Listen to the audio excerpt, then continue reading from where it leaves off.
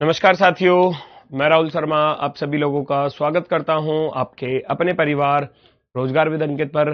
दोस्तों सभी को नमस्कार, गुड मॉर्निंग, राधे राधे, जय श्री कृष्णा।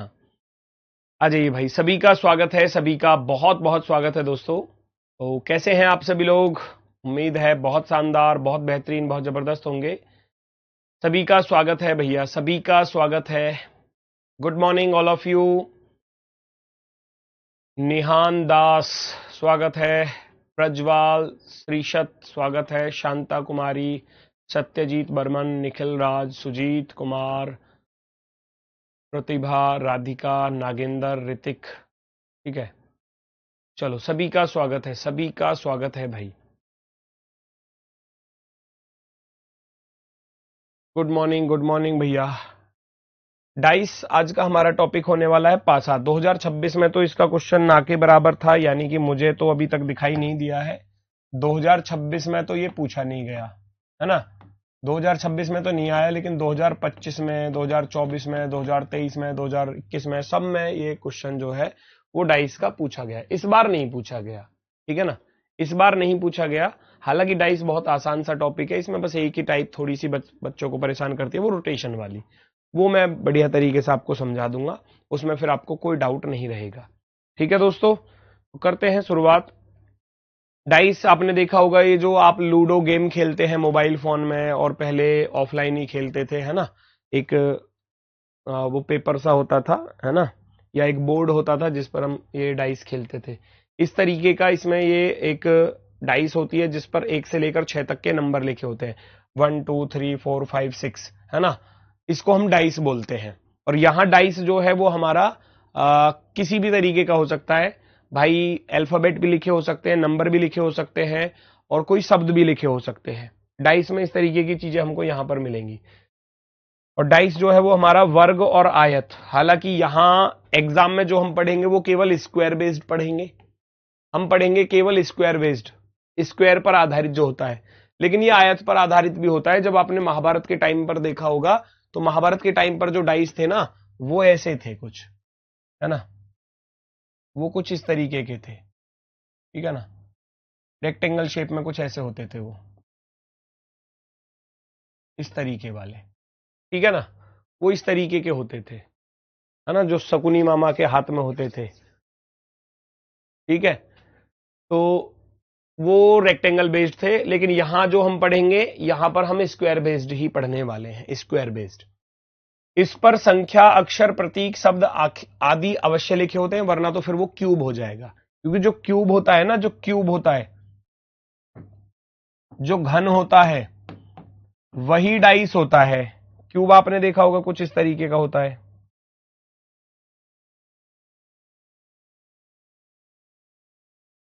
ना। ये होता है हमारा क्यूब, यही डाइस होता है। अगर इस पर कुछ नहीं लिखा है तो फिर ये क्यूब है, और इस पर अगर हम कुछ ने हमने इसकी हर फेस पर कुछ ना कुछ लिख दिया है, तो फिर वो डाइस का रूप धारण कर लेता है। किसका रूप धारण कर लेता है? डाइस का, ठीक है। तो ये रहा आपका क्यूब, ये क्यूब बेस्ड होता है। और यहां पर जो होती है टोटल, अगर मैं सतह की बात करूं, फेसेस की बात करूं, तो वो 6 सतह होती हैं। और वो 6 सतह कौन कौन सी होती हैं वो यहां पर लिख लो। वो 6 सतह कौन कौन सी होती हैं? एक तो टॉप होता है, टॉप यानी कि शीर्ष, है ना, शीर्ष। और एक टॉप का अपोजिट क्या होता है? बॉटम, बॉटम यानी कि तल, है ना। टॉप ऊपर वाला हिस्सा, है ना, और नीचे वाला। एक होता है लेफ्ट, बायां, है ना, और एक होता है राइट, राइट यानी कि दायां। ये 6 सतह होती हैं टोटल। और एक होता है आपका फ्रंट, फ्रंट, फ्रंट यानी कि सामने, और एक होता है बिहाइंड यानी कि पीछे। ये टोटल 6 सतह होती है। जैसे कि आप किसी कमरे में बैठे हैं, ऐसे समझो, बिल्कुल नॉर्मल लैंग्वेज में अगर मैं कहूं, जैसे गांव देहात की लैंग्वेज होती है, कि जैसा हम इस कमरे में पढ़ा रहे हैं, आप किसी कमरे में बैठकर पढ़ रहे होगे, या कुछ खुले में बैठ के पढ़ रहे होंगे, ऐसा भी हो सकता है, ठीक है। लेकिन जैसे घर का कमरा होता है ना, आपने कमरा देखा होगा, तो कमरे में क्या होता है, एक तो छत होती है ना, ऊपर छत है और नीचे फर्श होता है। तो हम कहते हैं कि छत का अपोजिट क्या होता है, फर्श होता है, ठीक है। हाँ, कैलेंडर का वो मैंने देख लिया है, मैंने वो टीम को बोल दिया, वो उसको सही कर रहे हैं। हो सकता है कि हाँ, आप जो बोल रहे हैं भानु, ये एक कमेंट मुझे थोड़ा सा भेज देना, ये वाला 12, 17, 12 और 19, जो ये नीचे वाला है बच्चा कह रहा है, हाँ ये, हाँ वो कैलेंडर का मैंने बोल दिया है। मैंने तभी, मुझे बहुत सारे बच्चों ने कमेंट कर दिया था, मैंने तभी बोल दिया था कि उनको चेक करके उनको सही करेंगे वो। तो हो सकता है वो सही कर भी दिए हों, ऐसा हो सकता है, ठीक है। मैंने बोल दिया, तो हो जाता है कभी कभी गलती, मैं आगे से ध्यान रखूंगा कि कोई ऐसा गलती ना हो आपके पास। मैं दोबारा से रीचेक कराया करूंगा उसको एक बार, ठीक है। चलो कोई दिक्कत नहीं है, हो जाता है, टाइपिंग ही तो होती है, हो जाता है कभी कभी गलत, ठीक है। चलो दूसरी बात है, मैं कह रहा हूं एक छत होता है और छत का अपोजिट जो होता है वो फर्श होता है कमरे में, है ना। छत का अपोजिट क्या है, फर्श है। ये लेफ्ट वाली दीवार है, मेरे लेफ्ट हैंड पर लेफ्ट वाली दीवार है, मेरे राइट हैंड पर राइट वाली दीवार है। अगर लेफ्ट वाली राइट के अपोजिट है, सोचो अगर इन दोनों दीवारों को मिला दिया जाए तो क्या कमरा बचेगा, नहीं बचेगा। तो लेफ्ट और राइट कभी भी आपस में क्या नहीं हो सकती, एडजेसेंट नहीं हो सकती, अर्थात संलग्न नहीं हो सकती, एक दूसरे के साथ टच नहीं हो सकती, एक दूसरे की पड़ोसी नहीं हो सकती, नेबर। लेफ्ट वाली दीवार और राइट वाली दीवार जो है वो दोनों एक दूसरे की क्या है, अपोजिट है। ऐसे ही छत और फर्श क्या है, अपोजिट। अगर इनको मिला दिया जाए तो कमरा कहां, तहस नहस हो जाएगा फिर तो। और ऐसे ही आपकी सामने कैमरे वाली दीवार है और पीछे ये बोर्ड वाली दीवार है, ये दोनों एक दूसरे के अपोजिट होती हैं। तो टॉप का अपोजिट बॉटम होता है, लेफ्ट का अपोजिट राइट होता है, फ्रंट का अपोजिट ये वाला बिहाइंड होता है, ठीक है। तो ये 6 सतह होती हैं जो हम डाइस में पढ़ते हैं। अब 1 से लेकर 6 तक के नंबर हो सकते हैं, या कोई भी 6 नंबर हो सकते हैं, कोई भी 6 अल्फाबेट हो सकते हैं, कोई भी 6 सिंबल हो सकते हैं, कोई भी 6 नाम हो सकते हैं, ठीक है ना, वो कुछ भी हो सकते हैं। कॉर्नर की बात करूं तो कोने कितने होते हैं, 8 कोने होते हैं। आप कमरे में देखोगे तो कमरे में जब हम देखते हैं तो 4 कोने तो हमको ऊपर छत पर दिखाई देते हैं, एक कोना, दूसरा कोना, तीसरा कोना, चौथा कोना। 4 कोने ऊपर छत पर होते हैं और 4 ही नीचे फर्श पर होते हैं। तो 4 + 4 8 कोने होते हैं, ठीक है। डाइस समझ में नहीं आ रहा है, डाइस में भी समझाया है क्या मैंने, अभी मूर्ख इंसान, डाइस में क्या समझा दिया मैंने अभी,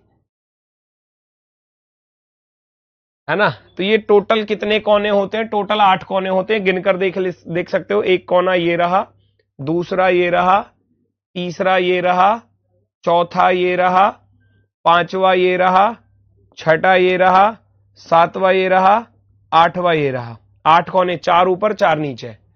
कमरे में कितने कोने हो जाते हैं टोटल, 8 कोने हो जाते हैं, 4 ऊपर हो जाते हैं, 4 नीचे। साइड यानी कि भुजा, भुजा कितनी होती है, 12। कोई भी 2 कोनों को आपस में मिलाओगे तो वो भुजा कहलाएगी। एक भुजा, दूसरी, तीसरी, चौथी, 4 भुजा ऊपर हो गई।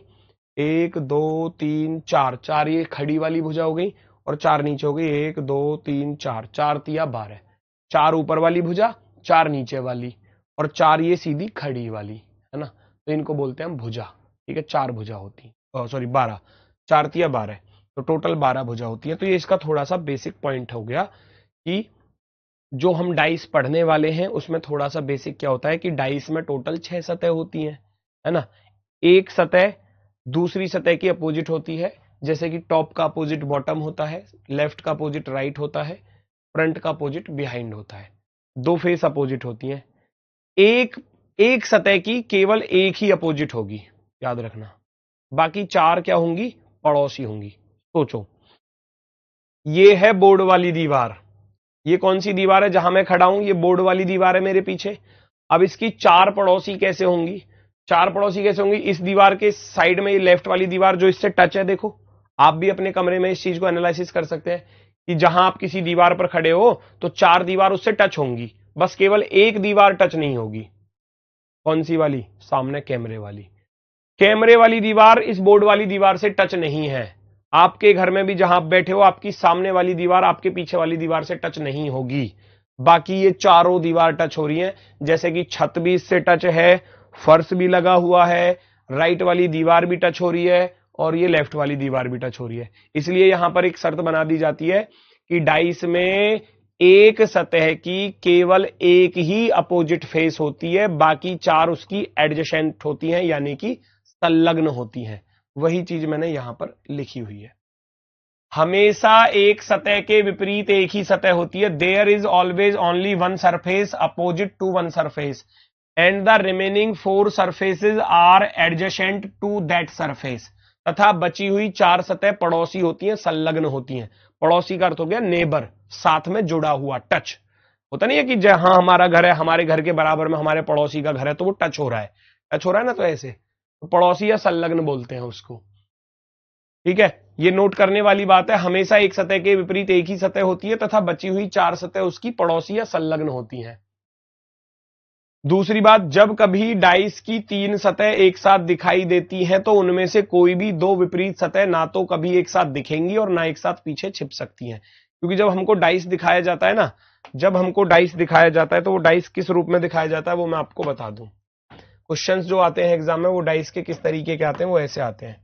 हमको जो डाइस दिखाया जाता है वो कुछ ऐसे दिखाया जाता है, कुछ ऐसे, है ना, कुछ ऐसे। यहां नंबर कुछ भी हो सकते हैं, 2 4 5, है ना, 2 4 6, कुछ भी हो सकता है, कुछ भी इस तरीके के नंबर लिखे होते हैं। तो हमको 3 ही तो फेस दिखाई दे रही है। आप किसी भी कोने पर देख लो, आप अपने घर के किसी भी कोने को देखो, किसी भी एक कोने की तरफ देखो सारे जने, जल्दी से बस मेरी बात सुनना। आप किसी भी कोने पर देखोगे तो आपको 3 सतह दिखाई देंगी। किसी भी कोने पर देखोगे एक तो छत दिखेगा, एक इधर वाली दीवार दिखेगी, एक इधर वाली। तो हर कोने से ये होता है कॉर्नर। इस कोने से बस हमको केवल 3 ही सतह दिखाई देती हैं, इसलिए जब भी हम किसी कोने की तरफ देखेंगे तो हमको 3 सतह दिखाई देंगी और उन 3 में कोई भी अपोजिट एक साथ नहीं आ सकती, ना एक साथ पीछे छिप सकती हैं। तो यही रूल बनता है कि जब ये 3 फेस हमको दिखाई दे रही हैं तो इनमें से कोई भी किसी का अपोजिट नहीं होगा और पीछे भी अपोजिट नहीं होंगे। 3 पीछे बच रही हैं अभी, उन 3 में भी अपोजिट नहीं होंगे। तो उसके कहने का अर्थ यही है, इस लाइन का कहने का अर्थ है कि जब कभी डाइस की 3 सतह एक साथ दिखाई देती हैं तो उनमें से कोई भी 2 विपरीत सतह ना तो एक साथ दिखेंगी और ना एक साथ पीछे छिपेंगी। Whenever 3 faces of a dice are visible, है ना, तो जब कभी भी हम 3 सतह को एक साथ देखते हैं तो कोई भी 2 फेस जो है ना वो एक साथ नहीं दिखेंगी, कोई भी 2 एक साथ विजिबल नहीं होंगी और एक साथ ना पीछे छिप सकती हैं, हाइड हो सकती हैं। ठीक है, चलो भाई, कैसे बात कर रहे हैं आप लोग आपस में? बातें क्या कमेंट पढ़ पा रहे हो क्या आपस में? ये किससे कह रहा है आर यू सिंगल, जैसे हादसे में जान चली जाती है, क्या क्या लिख रहे हो?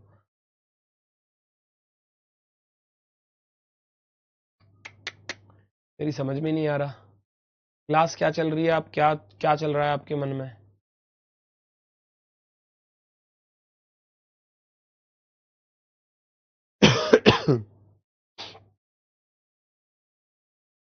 पढ़ाई लिखाई करनी है या नहीं करनी?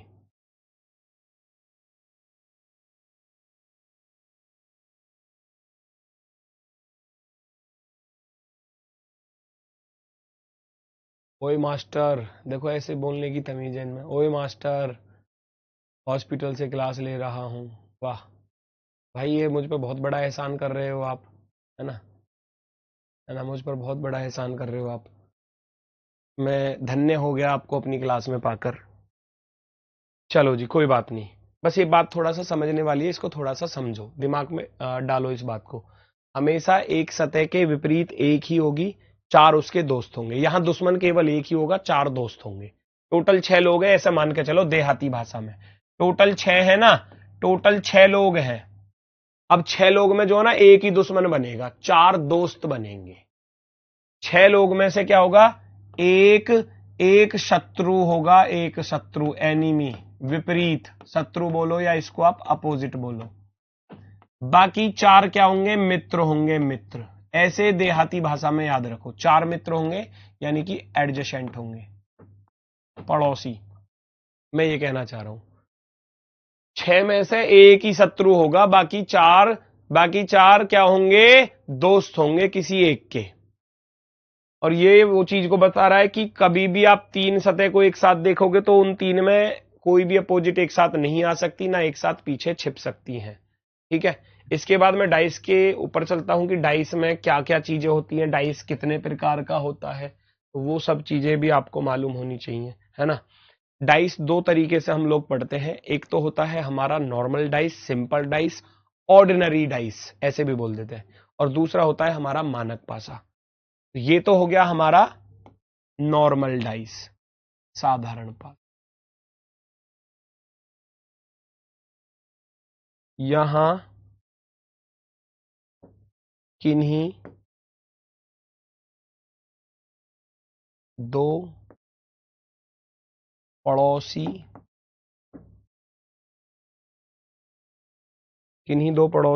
सतहों का योग 7 होता है। पड़ोसी का योग 7 होता है, याद रखना, ठीक है। और मानक पासा यहां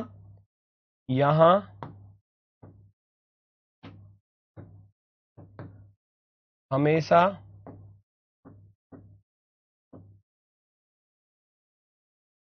दो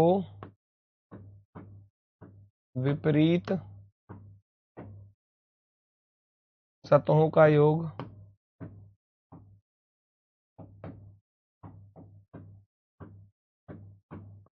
7 होता है।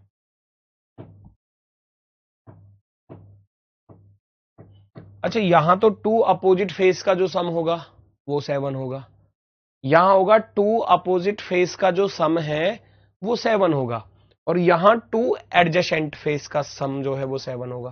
पड़ोसी यानी कि एडजेसेंट, नेबर, है ना। यहां किन्हीं दो पड़ोसी सतहों का योग 7 होता है, और यहां हमेशा दो विपरीत यानी कि अपोजिट फेस का जो सम है वो 7 होता है, ठीक है। हालांकि मैंने सबके लिए बिल्कुल प्रॉपर सारी चीजें लिखी हुई हैं हर पेज पर, जैसे कि ये सिंपल डाइस है, साधारण पासे की परिभाषा मैंने लिखी हुई है। इनमें किन्हीं दो संलग्न पड़ोसी सतहों का योग 7 होता है। In these the sum of any two adjacent surface is 7। किसी भी दो सतह का योग जो होगा वो 7 होगा सिंपल डाइस में, है ना। इंग्लिश में लिखो, इंग्लिश में सब कुछ लिखा हुआ है, प्रॉपर लिखा हुआ है, सारी चीज बिल्कुल बढ़िया तरीके से।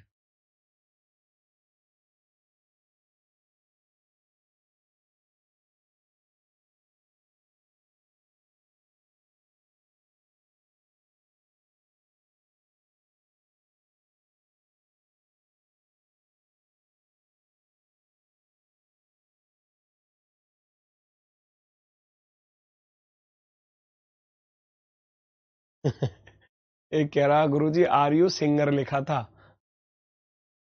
सिंगल ना लिखा। हो सकता है मेरे पढ़ने में मिस्टेक हुई हो सकता है। चलो, पर मैं तुम्हें सिंगर कहां से नजर आ गया भाई। इनमें किन्हीं दो संलग्न पड़ोसी का योग 7 होता है ना। जैसे कि मैं फॉर एग्जाम्पल डाइस आपके सामने बना दूं, है ना, क्लियर होगा एग्जाम्पल के साथ। मैं यहां लिख दूं 2 5 4, है ना, पहला डाइस, ठीक है, एक डाइस हो गया। दूसरा डाइस 1 3 6, दूसरा डाइस हो गया।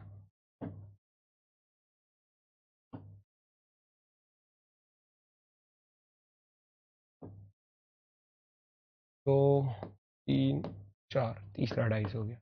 तो वो ये कह रहा है क्वेश्चन में कि किन्हीं दो पड़ोसी सतहों का योग 7 होगा। किन्हीं दो पड़ोसी सतहों का योग क्या होगा? 7 होगा। भाई मेरी बात सुनना, जैसे कि मैं देख पा रहा हूं कि 5 और 2 कितना होता है? 7 होता है, बन गया। तो इसका अर्थ है ये सिंपल डाइस है ना। इसको हम नॉर्मल डाइस कहेंगे, नॉर्मल डाइस, नॉर्मल डाइस। जहां भी 7 बन जाए किसी दो का, आप कहोगे गुरुजी 6 और 1 7 बन गया। देखो ये बन गया ना, 6 और 1 7, इन दोनों को जोड़ने पर 7 बन गया। तो ये कैसा डाइस है? नॉर्मल डाइस है। मैंने यहां देखा 3 और 4 7 बन गया, 3 और 4 7 बन गया। तो ये कैसा डाइस है? नॉर्मल डाइस है, सिंपल डाइस है, साधारण पासा है ना। सिंपल डाइस, नॉर्मल डाइस, साधारण पासा बोलते हैं हम इसको, ठीक है। कोई दिक्कत हो तो बताओ। 5 और 2 7 यहां बन गया, 6 और 1 7 यहां बन गया, 3 और 4 7 यहां बन गया। तो हमने क्या देखा कि जहां पर 7 बन रहा है तो वो सिंपल डाइस होगा, नॉर्मल डाइस होगा, है ना। और नॉर्मल डाइस में इस तरीके का क्वेश्चन पेपर में आता है जब सिंगल डाइस होता है। तो पहले पहचान होनी चाहिए। पहचान कैसे करोगे, तो वो पहचान को थोड़ा सा समझ लो, है ना। आइडेंटिफाई कैसे कर पाओगे, पहचान अभी तो लिखाई थी ऊपर। कोई भी डाइस आपको दिया गया है तो आप उसको कैसे पहचानोगे, कैसे आइडेंटिफाई करोगे कि भैया वो सात मतलब नॉर्मल डाइस है या स्टैंडर्ड डाइस है। तो एक छोटी सी बात लिख लेना, पहचान ये कहती है पड़ोसी का योग, पड़ोसी का योग 7 है तो साधारण पासा होगा।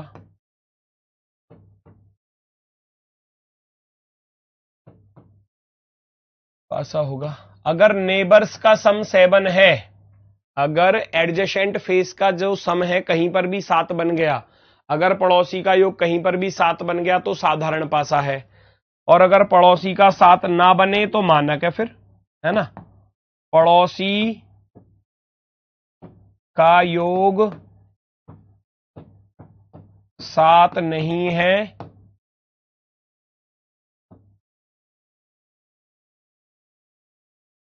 नहीं है तो विपरीत का 7 होगा। विपरीत का योग 7 होगा तो वह मानक पासा होगा।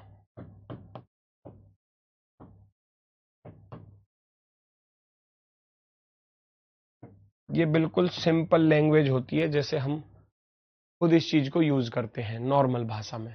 अगर नेबर का सम है ना, एडजेसेंट फेस का जो सम है वो 7 है तो फिर वो कैसा होगा, सिंपल डाइस। और अगर नेबर का सम या एडजेसेंट का सम 7 नहीं है तो फिर क्या होगा, अपोजिट का सम 7 होगा। जब नेबर का नहीं है तो अपोजिट का होगा, तो फिर वह मानक पासा होगा, यानी कि हमारा स्टैंडर्डाइज होगा, स्टैंडर्डाइज, है ना। तो ये पहचान होती है। क्वेश्चन ऐसे आ रहा है कि 6 के विपरीत सतह, अब हमको नहीं पता कि ये कैसा पासा है तो हम ढूंढेंगे ना।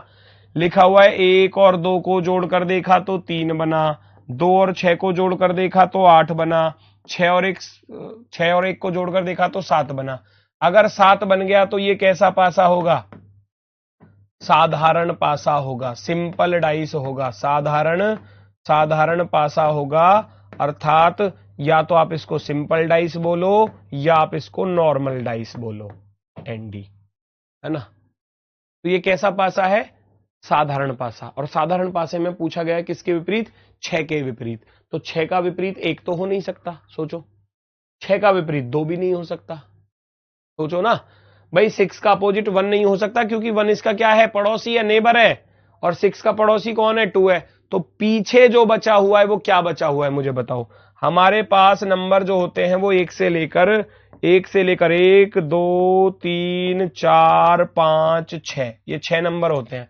किसका अपोजिट पूछा गया है, 6 का अपोजिट। 6 का अपोजिट 6 नहीं हो सकता, 6 का अपोजिट 1 भी नहीं हो सकता, 2 भी नहीं हो सकता, ना 1 हो सकता ना 2 हो सकता। तो बचा क्या, 3 4 5। आप ऐसे लिख दोगे 3 या 4 या 5, क्योंकि पीछे जो नंबर बचे हुए हैं वो कौन कौन से बचे हुए हैं, 3 या 4 या 5। आप इस ऑप्शन को क्या कर देंगे, टिक कर देंगे।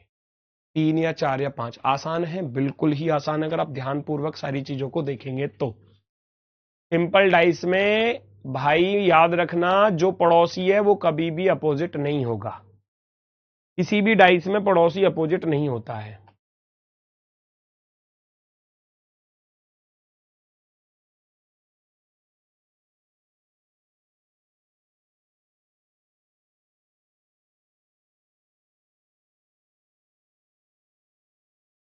आगे देखना जरा एक बार। 5 के अपोजिट पर आप ऐसे ही फाइंड करोगे। 5 के अपोजिट पर आप फाइंड करने जाओगे तो हमारे पास जो नंबर होते हैं 1 2 3 4 5 और 6, ये नंबर होते हैं। हम पहचान पा रहे हैं 5 प्लस का 2 7 हो गया, 5 प्लस का 2 7 हो गया। तो आप कहोगे गुरुजी ये नॉर्मल डाइस है, नॉर्मल। सिंपल डाइस है, सिंपल डाइस। आप ये कहोगे ये साधारण पासा है, साधारण, नॉर्मल का अर्थ होता है साधारण। तो आपसे पूछा गया है 5 का अपोजिट। अच्छा 5 का अपोजिट 5 तो हो नहीं सकता, काट दिया जाएगा। 5 का अपोजिट 2 भी नहीं हो सकता क्योंकि उसके पास में है। ध्यान से देखो 2 कहां पर है, 2 इसके पड़ोस में है और 4 भी इसके पड़ोस में है। तो जो पड़ोसी है वो अपोजिट नहीं होता, तो 2 भी नहीं हो सकता और 4 भी नहीं हो सकता। तो बचा क्या, 1 बचा, 3 बचा, 6 बचा। 1 या 3 या 6 ऐसे आप लिख देंगे। कहां गया, ऑप्शन नंबर फर्स्ट पर। Option number first. आसान लग रहा होगा, बिल्कुल आसान लग रहा होगा, बिल्कुल। भाई 5 का अपोजिट पूछा गया है तो 5 का अपोजिट ना तो 2 हो सकता क्योंकि 2 इसके पास में है, ना ये वाला 4 हो सकता क्योंकि ये इसके पास में है। तो फिर बचा क्या, 5 खुद नहीं हो सकता। भाई नंबर का अपोजिट नंबर खुद थोड़ी ना होगा स्वयं। 5 नहीं हो सकता, 4 नहीं हो सकता, 2 नहीं हो सकता। 3 नंबर बचे हुए हैं, वो कौन से बचे हुए हैं, जो पीछे छिपे हुए हैं। वो 3 नंबर है, 1 या 3 या 6, वही आप ऑप्शन में टिक कर देंगे। ठीक है ना। चलो अब आते हैं हम स्टैंडर्ड डाइस की तरफ, यानी कि मानक पासा। मानक पासा जो होता है, स्टैंडर्ड डाइस, इनमें दो विपरीत सतह अपोजिट फेस का योग हमेशा 7 होता है तथा किन्हीं भी दो निकटवर्ती सतहों का योग 7 नहीं होता है ना। पास वाले का नहीं होता। वही चीज मैंने लिखाई थी पहचान में। पहचान में मैंने क्या चीज लिखाई थी, पहचान में यही तो लिखाई थी कि पड़ोसी का योग 7 नहीं होता, विपरीत का होता है ना। तो वही चीज यहां पर लिखी हुई है, देखो दो निकटवर्ती सतहों का योग 7 नहीं होता। निकटवर्ती कौन सी होती है, जो पास वाली होती है, पड़ोसी। पड़ोसी का योग 7 नहीं होता, विपरीत का 7 होता है, अपोजिट का 7 होता है। In these the sum of two opposite face is always 7 and the sum of two adjacent surface is not 7। पड़ोसी का 7 नहीं होता, यहां विपरीत का योग 7 होता है हमेशा। मैं यहां बना रहा हूं जैसे कि डाइस बना रहा हूं, है ना। 2 4 6, आप ये चेक करके देखोगे, 2 में 4 जोड़ा तो 6 बना, 4 में 6 जोड़ा तो 10 बना, 6 में 2 जोड़ा तो कितना बना, 8 बना। क्या कहीं पर 7 बना? जब 7 नहीं बना, आप खुद सोचो, 4 और 2 6 होता है, 4 और 6 10 होता है, 6 और 2 8 होता है। तो पड़ोसी का योग 7 नहीं है, तो वो सिंपल डाइस नहीं होगा, वो मानक पासा होगा, अर्थात स्टैंडर्ड डाइस आप इसको कहोगे। अगर पड़ोसी का योग 7 नहीं है तो वो मानक पासा है, क्योंकि फिर विपरीत का 7 होगा, विपरीत का 7 होगा। ठीक है ना। ये देखो, आप पहले फाइंड करने जाओगे, 2 में 1 जोड़ेंगे तो 3 बनेगा, 1 में 3 जोड़ेंगे तो 4 बनेगा, 3 में 2 जोड़ेंगे तो 5 बनेगा। कहीं पर 7 बना क्या? 7 नहीं बना ना। जब 7 नहीं बना, यहां पड़ोसी का योग 7 नहीं है, पड़ोसी का योग 7 नहीं है, तो यह मानक पासा होगा।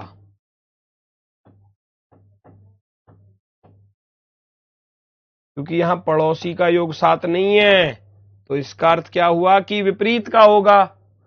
और मानक पासे की फिक्स कंडीशन होती है, मानक पासे की फिक्स कंडीशन होती है, मानक पासे की फिक्स कंडीशन होती है भैया, क्या होती है?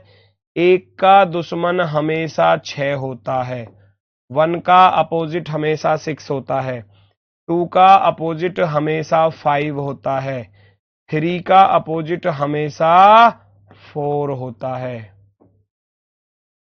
ठीक है। 1 का अपोजिट हमेशा 6, क्योंकि 6 और 1 7 होंगे, 2 और 5 7 होते हैं, 3 और 4 7 होते हैं। ये फिक्स कंडीशन होती है स्टैंडर्डाइज की, फिक्स कंडीशन होती है, फिक्स, इसमें कोई बदलाव नहीं होता। मानक पासे की फिक्स कंडीशन होती है, बस आपको पहचान कर लेनी है कि डाइस जो है वो स्टैंडर्ड है या सिंपल है। अब हमको ये दिख गया कि इसका पड़ोसी का योग 7 नहीं है, तो इसका अर्थ फिर विपरीत का योग 7 होगा।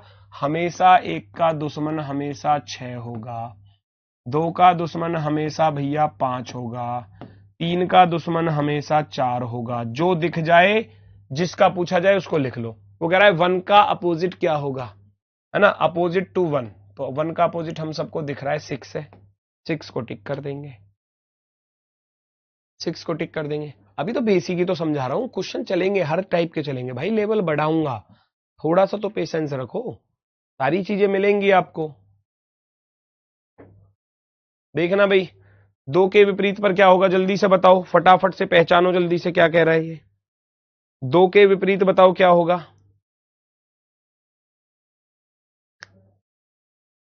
जल्दी से बताओ फटाफट से।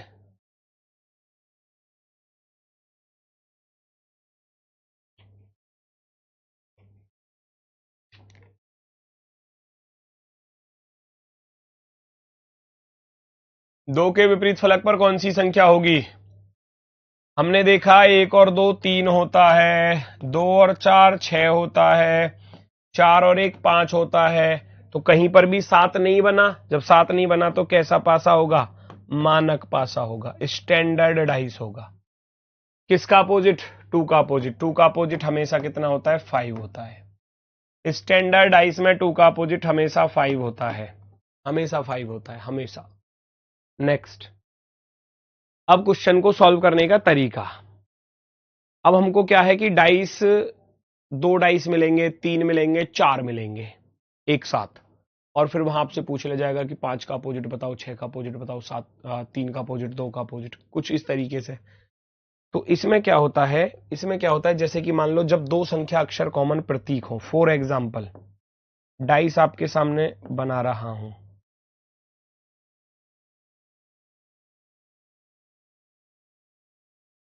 ये 2 डाइस दिए गए हैं आपको, मैं यहां नंबर लिख रहा हूं 2 4 6 6 4 3, इस तरीके से मैंने नंबर लिख दिए। तो वो ये कह रहा है कि जब 2 संख्या या अक्षर या प्रतीक या शब्द कॉमन या उभयनिष्ठ हो, when 2 numbers letter symbol words are common, है ना, ये आपको बताना है। You are bromine without bro, you are mine.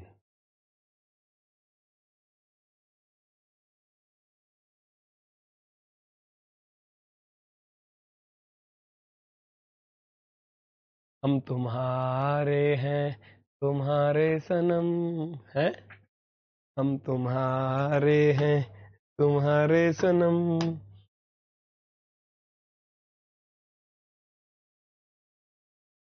अब इसमें आप देख पा रहे हैं कि 2 चीजें कॉमन है, एक तो 6 और 4 यहां मुझे दिख रहा है बिल्कुल साफ साफ, और एक 6 और 4 मुझे यहां दिख रहा है साफ साफ। तो ये इसका रूल होता है, जब 2 संख्या अक्षर शब्द कॉमन हो, उभयनिष्ठ हो, तो बाकी का जो बची हुई संख्या होती है वो एक दूसरे की अपोजिट होती है। क्या होती है, एक दूसरे की अपोजिट होती है। जब 2 लेटर सिंबल नंबर कुछ भी कॉमन हो, जो तीसरा बचा हुआ है वो एक दूसरे के अपोजिट में होंगे। 2 का अपोजिट यहां 3 होगा, और ये आपसे पूछ लिया जाएगा। ये पहले करने का तरीका है, जब 2 संख्या अक्षर प्रतीक कुछ भी कॉमन है, तो जो बचा हुआ है तीसरा वो एक दूसरे का अपोजिट होगा। ठीक है, वो एक दूसरे का क्या होगा, अपोजिट होगा। यही चीज है, देखो पेपर में आया हुआ क्वेश्चन, पेपर में आया हुआ क्वेश्चन। ए नीचे पासे की 2 अलग अलग स्थितियां दी गई हैं, उनमें संख्या 12 वाले फलक के विपरीत पर कौन सी संख्या होगी। तो आप क्या करोगे, डाइस को कंपेयर करोगे। कंपेयर करना होता है तुलना करना। मैं दोनों डाइस को क्या करता हूं, कंपेयर करता हूं, तुलना। तो मैं देखता हूं कि इसमें मुझे क्या कॉमन दिखाई दे रहा है। आप कहोगे गुरुजी इसमें 8 9 दिखाई दे रहा है, और इसमें भी 8 9 दिखाई दे रहा है ना। दोनों में क्या कॉमन दिखाई दे रहा है, 8 9 8 9। तो बचा हुआ मैंने क्या बताया, बचे हुए नंबर एक दूसरे के अपोजिट होते हैं। तो आप कहोगे गुरुजी 7 का अपोजिट ये वाला 12 होगा, और 12 का अपोजिट ये वाला 7 होगा, एक दूसरे के क्या होंगे, अपोजिट होंगे। तो उसने 12 वाले फलक के अपोजिट में पूछा था, तो 12 का अपोजिट क्या आपको दिखाई दे रहा है, 12 का अपोजिट 7 आपको दिखाई दे रहा है। तो यही आपका आंसर होगा। बहुत आसान है, बहुत आसान है। मैं कहूंगा डाइस बिल्कुल बिल्कुल ही आसान वाला टॉपिक है। बस एक बार आपको समझना है, बस थोड़ी सी चीजों को, है ना। थोड़ा सा कॉन्सेप्ट समझ लेना है, चीजें बिल्कुल ऐसे लगेंगी हलवा गाजर का, वो भी बढ़िया वाला, है ना, एकदम स्वादिष्ट वाला। देखना, 2-2 सेकंड के सवाल, 2-2 सेकंड के सवाल। वो कह रहा है जिस पर जी से लेकर एल तक के वर्णाक्षर बने हुए हैं, के दर्शाने वाले फलक के विपरीत में क्या होगा।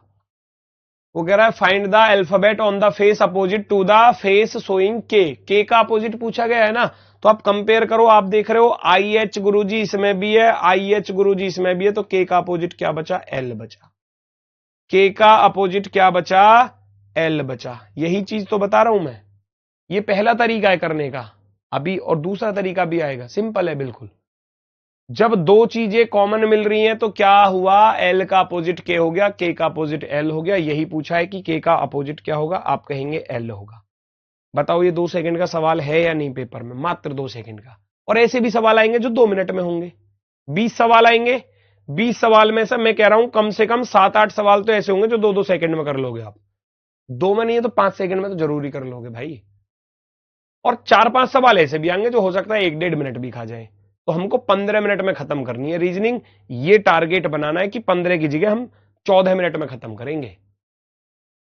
सबसे पहले उन सवालों को पकड़ेंगे जो 5-5 सेकंड में हो रहे हैं। 10 सवाल ऐसे मिल ही जाएंगे आपको मिनिमम, और बाकी 10 सवालों को आप फिर आराम से तसल्ली से मजे से करोगे। 20 में से 20 कर लोगे पेपर में।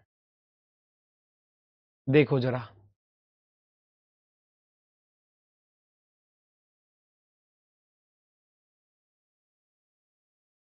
दो सेकंड का ही तो है। रोटेशन वाले में प्रॉब्लम होती है, मैं कर दूंगा, सारी प्रॉब्लम दूर कर दूंगा, चिंता क्यों कर रहे हो। 6, यहां क्या कॉमन दिखाई दे रहा है बताना भाई। एक तो प्रतिशत दिखाई दे रहा है, और एक गुरुजी डॉलर दिखाई दे रहा है। तो एक तो प्रतिशत डॉलर और प्रतिशत डॉलर। तो आप कहोगे गुरुजी इसका अपोजिट ये हो, इसका अपोजिट ये होगा। बन गई बात। प्रतिशत डॉलर दोनों में दिखाई दे रहा है, तो आप कहोगे स्टार का अपोजिट क्या हो जाएगा, एक्सक्लेमेटरी साइन हो जाएगा। और पूछा किसका है, पूछा है एक्सक्लेमेटरी साइन के अपोजिट में क्या होगा, स्टार हो जाएगा। कहां दिक्कत आ रही है ना, डी होगा। आगे बढ़ो फटाफट से। लाल पीला सफेद हरा पीला लाल, एक ही पासे की दो अलग अलग स्थितियों को दिखाया गया है। जहां 6 फलक लाल हरे नीले पीले काले सफेद रंग के हैं, उस रंग का चयन करें जो एक सफेद रंग के विपरीत फलक पर होगा। सफेद का अपोजिट पूछा गया है, तो क्या क्या दिख रहा है, लाल पीला इसमें भी दिख रहा है, और लाल पीला इसमें भी दिख रहा है। तो सफेद के अपोजिट में हरा ही तो आएगा, जब दो कॉमन मिल गए। तो जब दो कॉमन मिल गए, सफेद का अपोजिट क्या होगा, हरा होगा, हरा, green. Very good very good very good, green वाले बिल्कुल सही है। बताओ टॉपिक आसान लग रहा है, अभी तक तो बिल्कुल आसान लग रहा होगा भाई, देख लो ईमानदारी से कह रहा हूं, अभी तक तो बिल्कुल आसान लग रहा होगा सभी को। 4 बिंदु वाले फलक के विपरीत फलक पर बताओ। ये ऐसे डॉट बनाकर दे दिए गए हैं, और क्या क्या कॉमन दिख रहा है भैया, 5 भी दिखाई दे रहा है और 3 भी। आप कहोगे गुरुजी 3 और 5 दिखाई दे रहे हैं कॉमन, 3 और 5 दिखाई दे रहे हैं कॉमन। देखो 3 डॉट वो रहे, 3 ये रहे, 5 ये रहे, 5 ये रहे। तो 6 का अपोजिट क्या हो जाएगा, ये वाला 4 वाला। 6 का अपोजिट क्या हो जाएगा, ये वाला 4 वाला।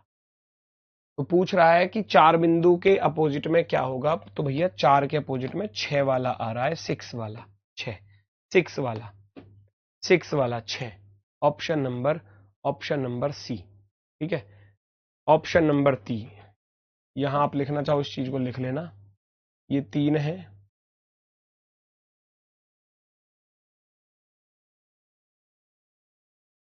थ्री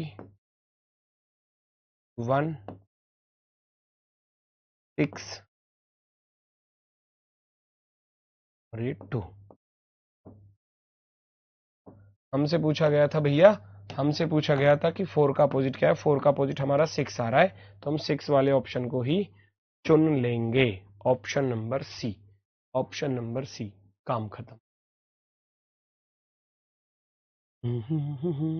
अब जब एक संख्या प्रतीक शब्द अक्षर कॉमन उभयनिष्ठ हो, जब केवल एक हो, ये भी आसान है, देखना जरा। जब केवल एक ही कॉमन आपको दिखाई दे भैया, डाइस मेरा थोड़ा ऐसे ही बनता है ना, मरा मरा सा, तो थोड़ा सा देख लिया करना, अपने आप एडजस्ट कर लिया करो।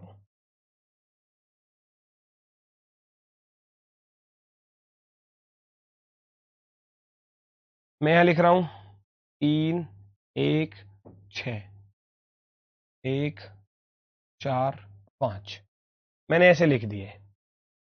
अब क्या है कि दोनों को जब आप कंपेयर करते हैं, जब आप दोनों को कंपेयर करते हैं तो आप दोनों में क्या देखते हैं कि कोई चीज कॉमन दिखाई दे रही है। आप कहोगे गुरुजी एक ही चीज कॉमन दिखाई दे रही है, 1।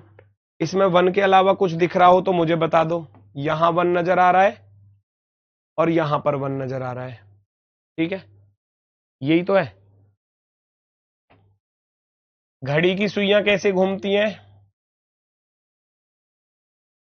ऐसे घूमती है, मान लो 12 से घूमकर ऐसे दोबारा 12 पर पहुंचेगी, तो इसको कौन सी डायरेक्शन बोलते हैं? क्लॉकवाइज। इसको बोला जाता है क्लॉकवाइज डायरेक्शन, क्लॉकवाइज, दक्षिणावर्त।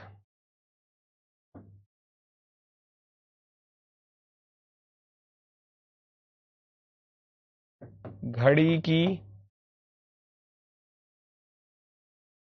सुई की दिशा,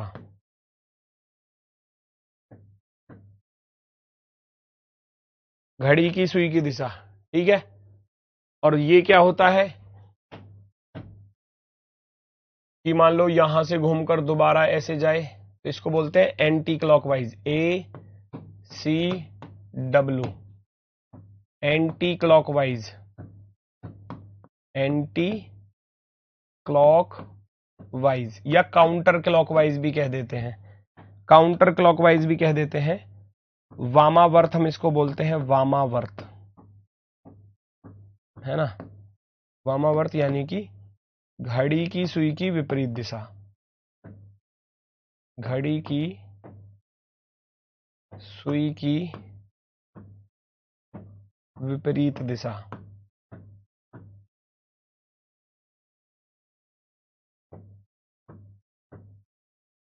ये तो सभी लोग जानते हैं ना, जैसे घड़ी की सुइयां घूमती हैं 12 से 1 2 3 4 5 6 क्लॉकवाइज, और 12 से उल्टा घुमाने लगूं 11 10 9 8, तो वो उल्टा हो जाएगा एंटी क्लॉकवाइज, है ना। तो एक होता है हमारा क्लॉकवाइज और एक होता है हमारा एंटी क्लॉकवाइज, ठीक है। तो क्वेश्चन क्या था हमारा, ये था हमको क्या कॉमन दिखाई दे रहा है, एक ही कॉमन दिखाई दे रहा है। तो मैं दोनों डाइस में जो कॉमन है ना उसी से क्लॉकवाइज चलो जाओ, एक ही दिशा में घूमो, दोनों दिशाओं में मत घूम जाना। मैं क्लॉकवाइज चल रहा हूं जी, ठीक है। मैंने क्या देखा, मैं यहां लिख रहा हूं, अब मैंने क्या देखा, एक एक कॉमन था, एक के नीचे एक लिखो, जो कॉमन है उसे कॉमन के नीचे कॉमन लिखेंगे। और डाइस में जैसे कि मैंने ऐसे एक से चला तो एक के बाद क्या आया, 3 आया, 3 के बाद 6 आ रहा है। क्लॉकवाइज घूमने पर क्या चीज मिल रही है, ऐसे घूम रहा हूं क्लॉकवाइज, तो 1 3 6 मैं ऐसे लिखूंगा 1 3 6, यस और नो। फिर यहां भी 1 के नीचे 1 लिखा, तो इसको भी मैं क्लॉकवाइज ही चलाऊंगा, जैसे घड़ी की सुइयां घूमती हैं, घड़ी की सुइयां घूमती हैं क्लॉकवाइज में। 1 के बाद क्या आ रहा है, 5 4, आप ऐसे लिखोगे 1 के बाद 5 आ रहा है और 5 के बाद 4 आ रहा है। तो यहां से मुझे पता चला कि 6 का दुश्मन 4 है, 3 का दुश्मन 5 है, और 1 का दुश्मन 1 नंबर बचा हुआ है। अभी 1 का दुश्मन 1 नंबर बचा हुआ है, वो क्या बचा हुआ है, आप कहोगे गुरुजी 2 बचा हुआ है, 2, क्योंकि 5 का 3 आ गया, 6 का 4 आ गया, 1 का क्या बचेगा, 2 बचेगा। हो गया क्वेश्चन सॉल्व। बस डाइस को सेम डायरेक्शन में रोटेट कर लेना, जो कॉमन है ना कॉमन से सेम डायरेक्शन में रोटेट कर लो, ऐसे चुटकियों में सॉल्व हो जाएगा। अब बिना पेन चलाए लिखने की जरूरत भी नहीं है। आपने देखा 1 के बाद 3 आ रहा है, 3 के बाद 6 आ रहा है, तो 6 लास्ट है। यहां 1 के बाद 4 आ रहा है, 4 के बाद 5, सॉरी 1 के बाद 5 आ रहा है, 5 के बाद 4 आ रहा है, तो 4 लास्ट है। इधर 6 लास्ट है, इधर 4 लास्ट है, तो 6 और 4 अपोजिट। बीच में 3 आ रहा है, बीच में 5 आ रहा है, तो 3 5 अपोजिट। अब बचा 1, 1 का अपोजिट क्या होगा, 2 होगा, जो बचा हुआ है। 6 ही तो नंबर होते हैं, देखो जरा, देखना जरा क्या कह रहा है।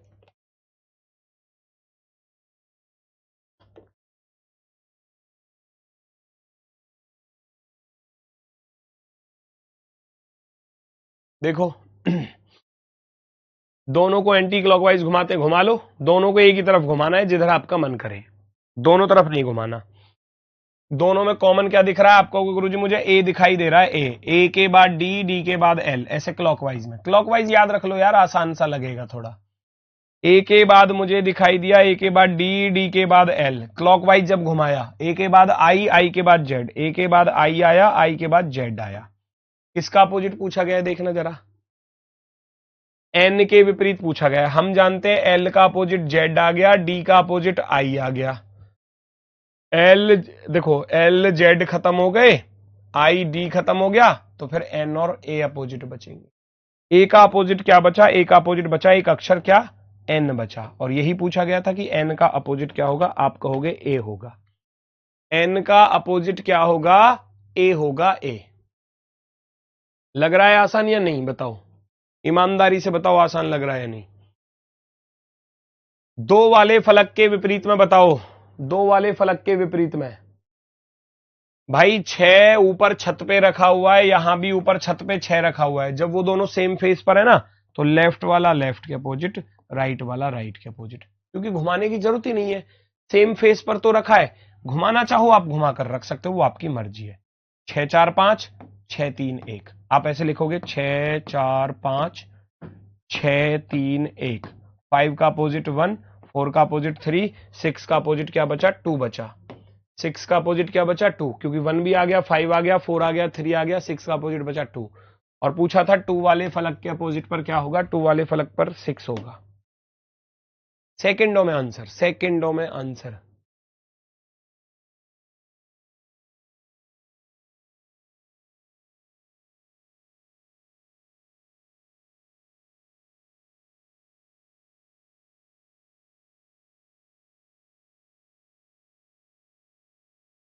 सिक्स वाले बिल्कुल सही हैं, 6 वाले बिल्कुल सही हैं।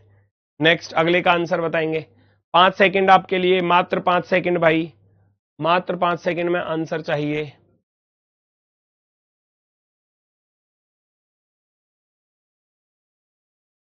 भाई बिना पेन चलाए हुए वो कह रहा है सी का अपोजिट बताओ, तो आप कैसे पढ़ोगे, बी के बाद सी, बी के बाद ई, तो सी का अपोजिट ई हो गया। 2 सेकंड ही तो लगी बस। कॉमन क्या है, बी कॉमन है दोनों में। बी के बाद सी फिर ए, बी के बाद ई फिर डी। अच्छा बीच में सी आ रहा है, तो इधर बीच में क्या आ रहा है, ई आ रहा है, हो गया सी का अपोजिट ही। लिखना चाहो लिख लो, मर्जी आपकी है। बी सी ए, उधर देखूंगा B B E D, clockwise direction में घुमाऊंगा। क्लॉकवाइज ऐसे चलती है जैसे घड़ी की सुइयां चलती हैं, घड़ी की सुइयां। तो सी का अपोजिट पूछा था, सी का अपोजिट क्या आ गया, ई आ गया। सी का अपोजिट क्या आ गया, ई फॉर एलिफेंट आ गया, E for elephant. Very good जी, वेरी गुड। नेक्स्ट बताना जरा इसका आंसर, बताओ जल्दी से।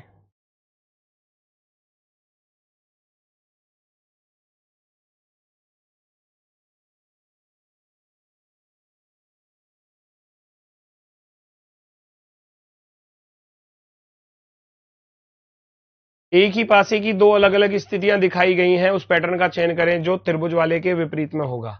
भाई दोनों में देखो जरा फटाफट से क्या कॉमन दिख रहा है। आप कहोगे गुरुजी हमें ये बॉक्स सा कॉमन दिखाई दे रहा है, बॉक्स। तो मैं बॉक्स से ऐसे चलूंगा, ऐसे इधर की तरफ। तो हमें जो ये बॉक्स दिखाई दे रहा था, हमें जो ये बॉक्स दिखाई दे रहा था, इसके बाद ये थोड़ा सा जी टाइप का आया, फिर ये इन्फिनिटी टाइप का आया। उधर से चलूंगा तो ऐसे ही तो चलूंगा मैं भी, बॉक्स के नीचे बॉक्स को रखूंगा मैं ऐसे, है ना, बॉक्स के नीचे बॉक्स, फिर उधर ट्राइंगल आया और फिर सर्कल आया। तो वो ट्राइंगल का ही अपोजिट पूछ रहा था, तो ट्राइंगल का अपोजिट क्या आ जाएगा, ये जी आ जाएगा, जी टाइप में जो बना हुआ है ना, ऑप्शन नंबर बी। कितना सिंपल है, क्योंकि जैसे ही मैं बॉक्स से घूम रहा हूं तो जी आ रहा है, और बॉक्स से घूम रहा हूं तो ट्राइंगल आ रहा है, तो ट्राइंगल का अपोजिट ये जी ना हो जाएगा। खत्म कहानी, ऑप्शन नंबर बी। चलो नेक्स्ट, के आसन फलकों पर क्या आ सकता है, आसन बोला है अब की बार, है ना, सवाल थोड़ा सा बदलेगा। आसन का अर्थ होता है पड़ोसी, पड़ोसी भी कह सकते हो आप इसको, पड़ोसी, नेबर, एडजेसेंट, सब लिखा मिलेगा। Two position of a dice are given below, what can come on the adjacent face of the face with K का एडजेसेंट पूछा है, तो आप पहले अपना काम करोगे भाई, दोनों में चीज देखोगे क्या कॉमन है। आप कहोगे गुरुजी मुझे बस ए दिखाई दे रहा है, ए, तो ए एच बी ए के टी, आप ऐसे लिख लोगे। AHB AKT। तो सारे अपोजिट आ गए ना, सारे अपोजिट आ गए। के का पूछा था, मुझे बताओ के का दुश्मन कौन है, के का दुश्मन कौन है? आप कहोगे के का अपोजिट, के का अपोजिट, के का अपोजिट कौन है? के का अपोजिट एच है। पता चल गया, के का अपोजिट। भाई जो दुश्मन है ना, क्या वो दोस्त बन सकता है? जो दुश्मन है वो दोस्त नहीं बन सकता। तो जिस ऑप्शन में एच आ रहा होगा वो हमारा आंसर तो कतई भी नहीं हो सकते। काम खत्म, पैसे हजम, ऑप्शन नंबर सी। एडजेसेंट पूछा था ना, एडजेसेंट संलग्न। तो जो दुश्मन है वो दोस्त नहीं हो सकता। के का दुश्मन था एच, तो वो के पास में नहीं आ सकता। जहां एच आ रहा है उस ऑप्शन को हटा दो, बाकी बचा आपका आंसर। ठीक है, यहां से चलेंगे कल। ये आपका होमवर्क है भैया, करके देख लेना। समय का पता ही नहीं चलता, कितनी जल्दी से समय हो जाता है। ऐसा लगता है अभी क्लास स्टार्ट हुई, अभी खत्म हो गई। ये आप घर से करेंगे। अब 3-3 वाले, 4-4 वाले चलेंगे आपकी कल की क्लास में। शायद 3 या 4 क्लास में जाके ये टॉपिक खत्म हो जाएगा। 4 क्लास में बढ़िया तरीके से खत्म करा दूंगा। ठीक है, तो आज के लिए बस इतना ही है। सभी को भैया नमस्कार, धन्यवाद, टाटा, बाय बाय।